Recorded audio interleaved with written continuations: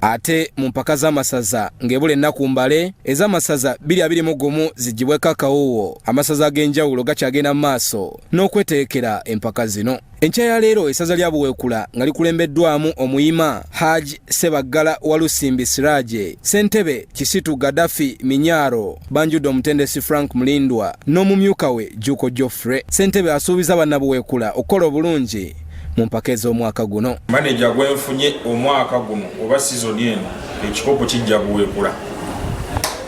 Kize mugabane amasaza nga ulireyo geepika naye ku luno ekikopo kiri Buweekula. Ate ke tukikutte mufe abaana b'ewaka tuli beemu bene tebatuguze buguzi tuli b'ewaka. Haji Sebaggala akoowodde bannabyamizannyo mu Buweekula okuyambako ttiimu yaabwe y'essaza.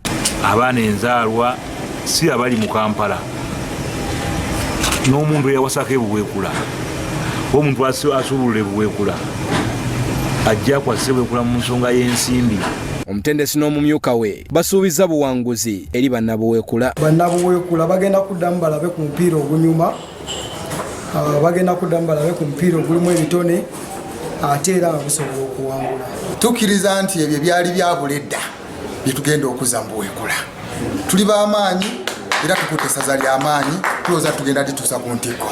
Buweekula teyava mu kibinja omwaka oguwedde nga kati batunuulidde ekikopo eky'omwaka 2021 mu mpaka zino ezisuubirwa okuggibwako akawuwo ng'ennaku z'omwezi 20. Omwezi guno wali ku FUFA Technical Center Enjeru. Abel Kitaka,